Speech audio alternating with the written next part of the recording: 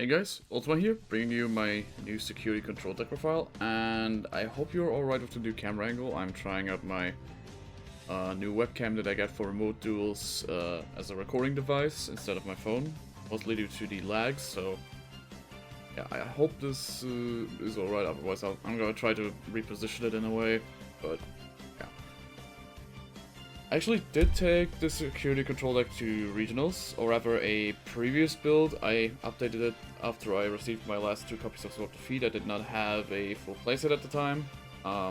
If you follow my Twitter, you probably already saw the deck profile. If not, I will just show it on screen right here.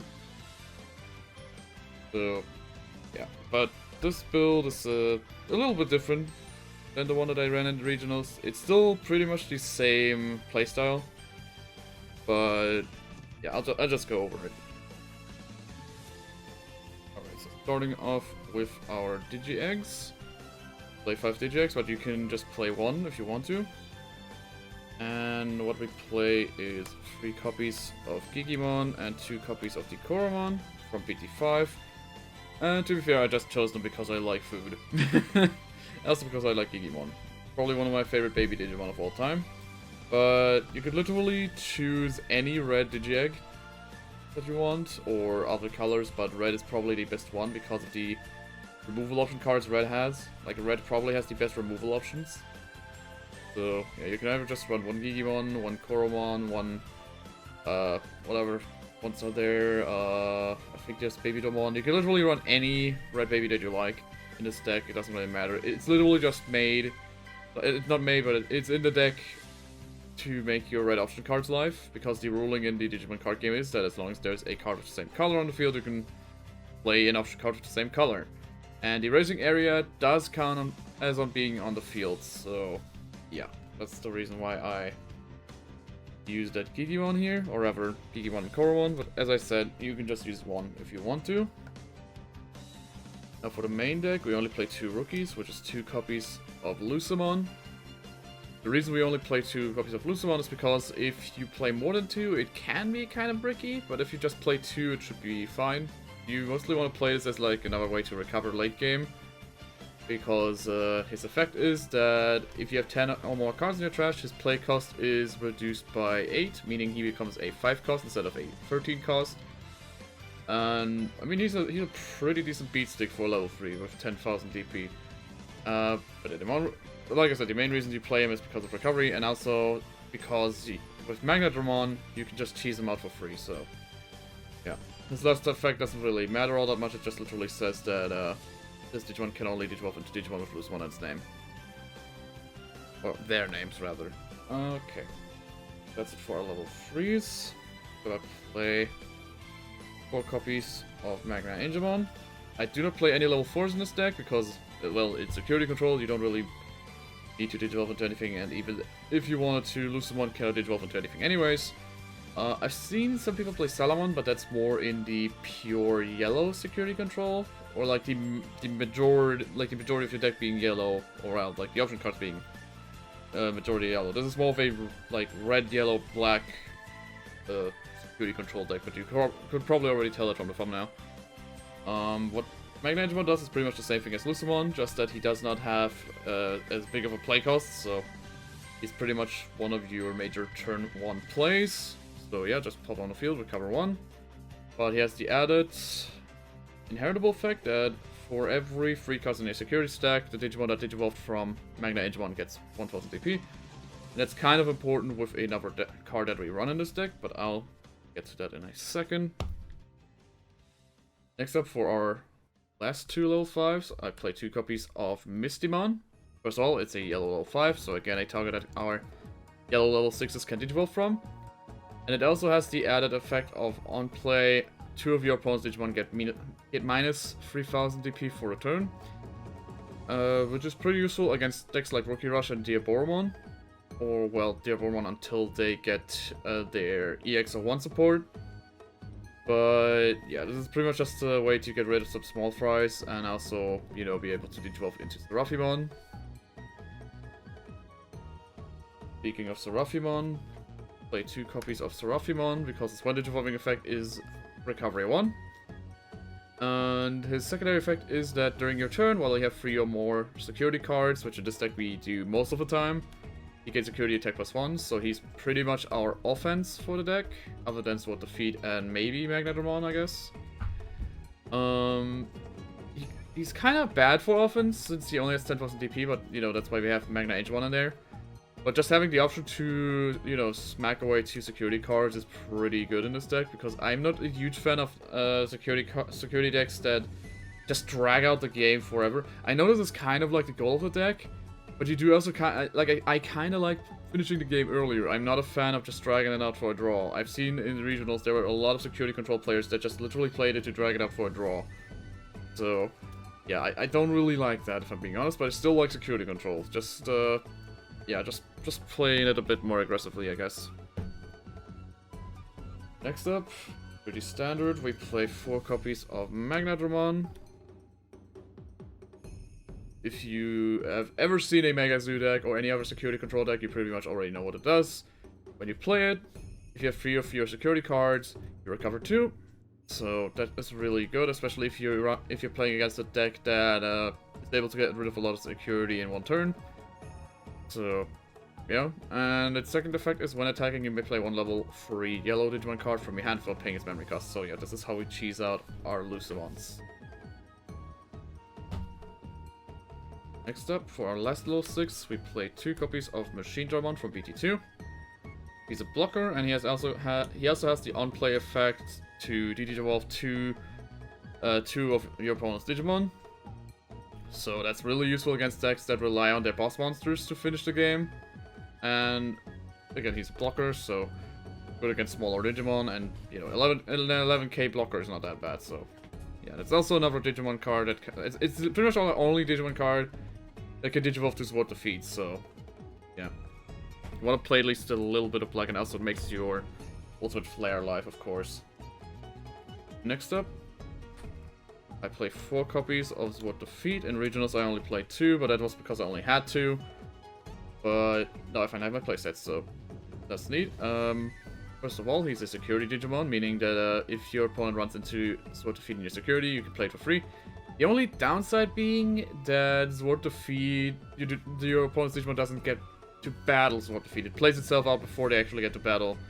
So they essentially just skip through Sword Defeat, but you still get the body on the board, which is nice. But in situations like late game situations where your opponent is about to go for their final swings, like for example for Digimon's security attack +1, this is the first security that they hit. It kind of sucks that it doesn't get deleted, because Sword Defeat does have 13,000 DP, which does, you know, counter a lot of Digimon, because most Digimon have like 12,000 or 12,000 or less, unless they're level 7s.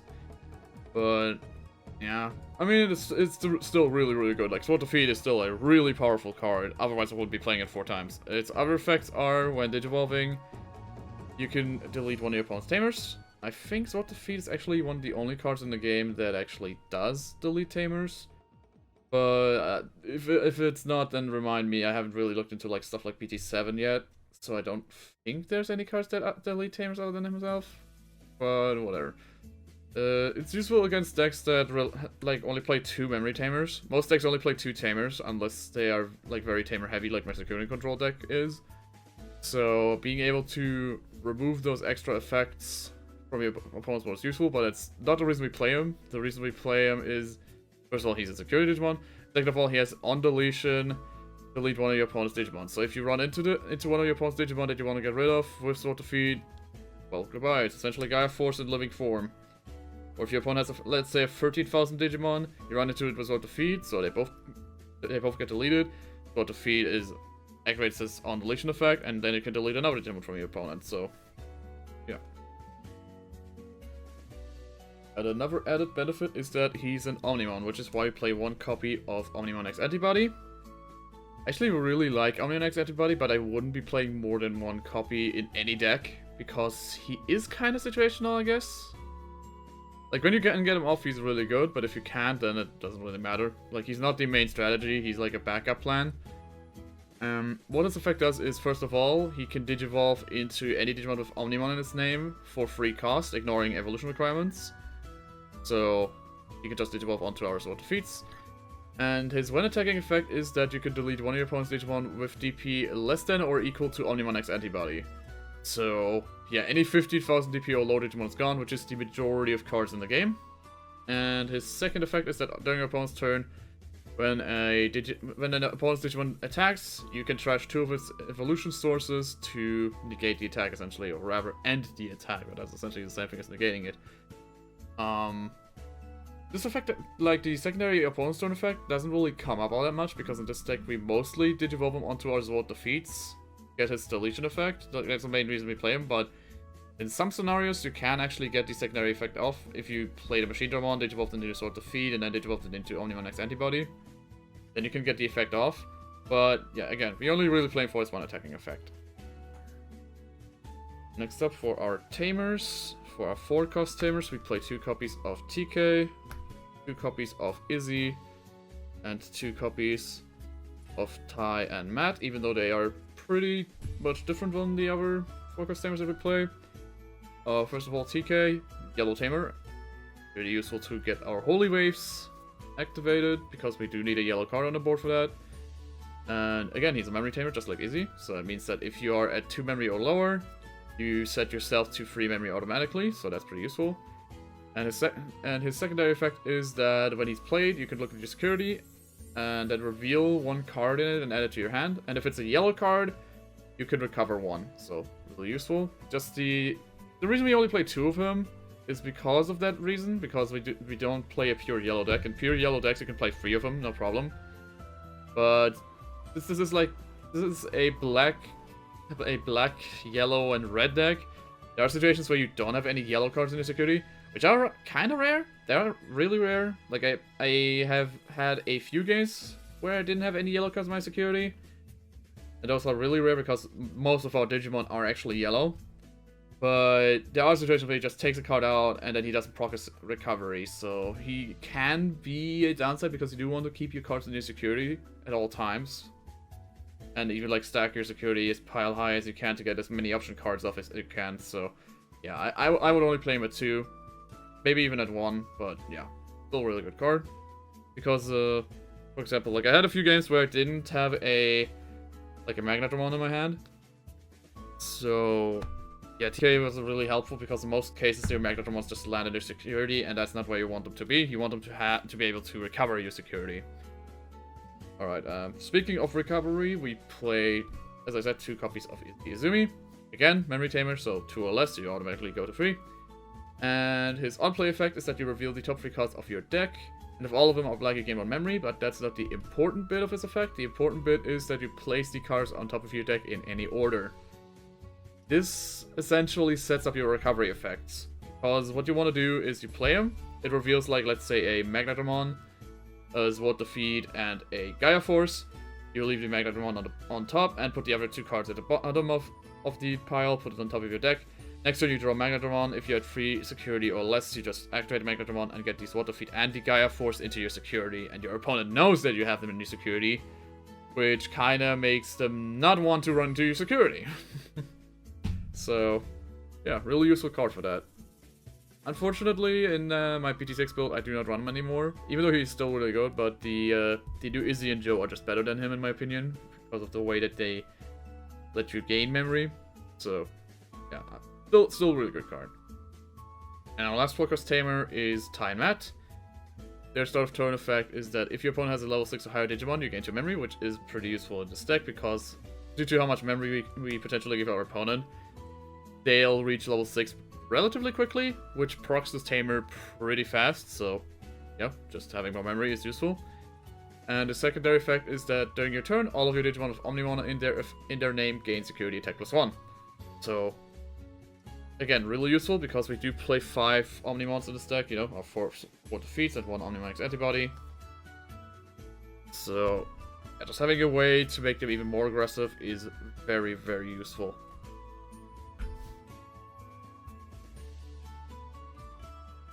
Our last 2 tamer cards are the starter deck TK. You can pretty much just cut them if you want to, but I actually really like them because there are certain matchups where you want to have more DP in your security stack. Because, as I said before, like stuff like your Magnetramon will land in your security.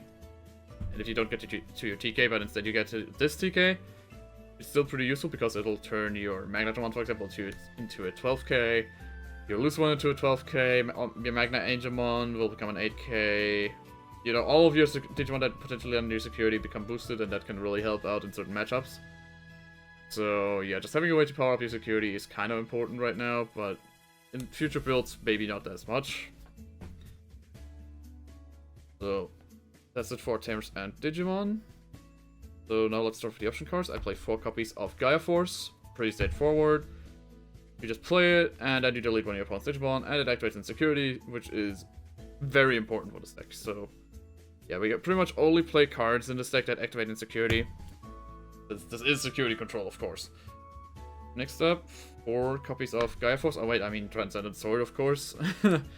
But yeah, it essentially is Gaia Force, but for, like, not as many Digimon, I guess, because what it says is not delete one of your opponent's Digimon, it just says one of your opponent's Digimon with 11,000 DP or less. So it still deletes a majority of Digimon, but it's not as good as Gaia Force, but just says delete one of your opponent's Digimon, no matter how high that DP is.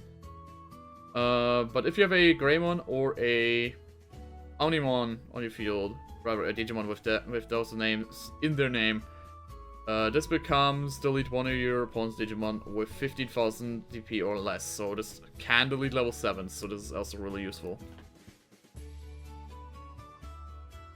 Next up, our last red option card is 3 copies of Trine Revolver. Since we do play a lot of Tamers in this deck, we need to play Trine Revolver. What it does is you delete one of your opponent's Digimon of 6,000 TP or less. So in most cases, you're going to delete their blockers or their vanilla level 5s, because a lot of decks, or well, some decks play the 5 cost level 5s which only have 6,000 DP. And the reason we have to play Trine Revolver, because we play that many Tamers, is because of its secondary effect. Because it says, then you may play 1 Tamer card with a play cost of 4 or less from your hand without paying its memory cost. There are currently no Tamers that are higher than 4 costs, so I guess they're just future-proofing this to not be, you know, effective with cards, like Tamer cards that cost 5 or more. Or 5 or less. Well, no, 5 or more, yeah. It's not compatible with Tamer cards that cost 5 or more, so I think they might be planning to bring out Tamer cards that are more powerful than the ones we got right now, but whatever. This just pretty much just plays out any Tamer that you have in your hand for free, and even if it runs, even if your opponent runs in your security, you still get to play a Tamer for free from your hand. So, again, really useful. Next up, for our only black option card, we play 4 copies of Ultimate Flare. This is probably the best black option card we got right now. In the next set, we are going to get some that are even better than Ultimate Flare in some regards, like for example Gewaltschwammer and I think it's called Iron Fisted Onslaught. But as of right now, Ultimate Flare in the English meta is just the best black option card, because it just devastates Rookie Rush. Because what it does is trigger Digivolve free, so also really useful against boss Digimon that require, you know, being Digivolved from a rookie. And then you delete all of your opponent's Digimon with a play cost of 3 or less. This is why I'm saying this card is so amazing against Rookie Rush, because Rookie Rush, I believe, doesn't even play like any 4 costs anymore. At least in the yellow-green Rookie Rush, I think they only play 3 costs or lower. So yeah, Ultimate Flare just vibes the board. Just sucks when you don't get to it early enough, but when you do, if you do, or if you have it in your security, it's just really, really good. Next up, for our yellow option cards, we play 4 copies of Holy Wave. Of course we play Holy Wave. Wouldn't be security control without it, because what it does is essentially the same thing as our Magna Angemons and Lucemons, which is trigger recovery 1, and it also activates in security, so really, really, really good. And again, with stuff like Izzy, you can actually set up what you put in your security with this, so yeah, definitely plays at 4. Our last 2 option cards are 2 copies of Perchine, pretty much just in there for Rookie Rush or Alpha decks that generate a lot of like smaller Digimon. Like for example, again, the Aboromon generates a lot of 3,000 DP Digimon, and it's just board vibes. I know the Aboromon's like not the meta deck right now, but I still feel like it's really strong, and you don't want to let your opponent have a too wide board. You want to have him at like 1 or 2 Digimon that you can just easily delete. So yeah, having ways to control the board is really important. Anyways, that's it for my security control deck profile. If you enjoyed the video, leave a like and subscribe, and I'll see you guys next time. Bye!